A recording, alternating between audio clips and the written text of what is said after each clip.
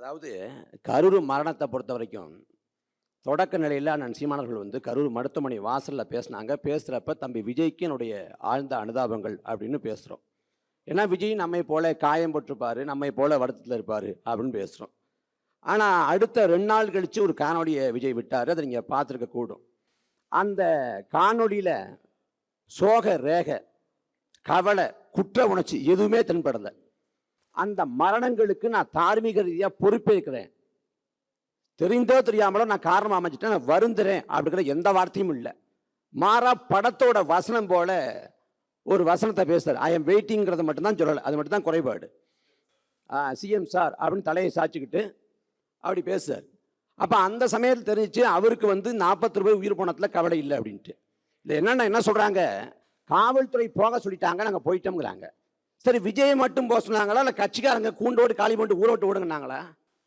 எங்கே போனீங்க? நான் வந்து முத நாள் வந்து வேதாரண்யத்தில் பொதுக்கூட்டத்தில் இருந்தேன். பொதுக்கூட்டத்தில் அந்த சமயத்தில் பொதுக்கூட்டம் முடிச்சு பேசி இறங்கின உடனே இந்த மாதிரி சொல்கிறாங்க, விஜய் கூட்டத்தில் 10 பேர் இறந்து போயிட்டாங்க அப்படிங்கிறாங்க. நான் அலைபேசி எடுத்து பார்க்குறேன், 30 பேர் அப்படின்னு செய்தி வருது. ஒரு மாதிரி நம்ம கஷ்டமாக இருக்குது. அடுத்த நாள் கோயம்புத்தூரில் பொதுக்கூட்டம். அதனால் கோயம்புத்தூர் கிளம்புற வழியில் கரூரில் இறங்கி விடிய காலம் 3 மணிக்கு நாங்கள் போயிட்டோம். போனால் கட்சிக்காரங்க இருந்தாங்க, நாங்கள் அந்த உடம்புகளை பார்த்தோம். அடுத்த நாள் காலையில் அண்ணன் சீமான் வந்தாங்க.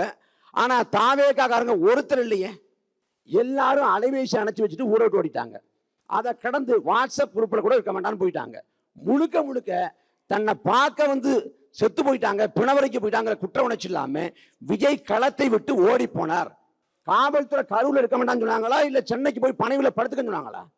காவல்துறை என்ன சொன்னாங்க, நீங்கள் என்ன பண்ணியிருக்கணும், ஒரு நல்ல தலைவர்னா கரூரில் இருக்க முடியல.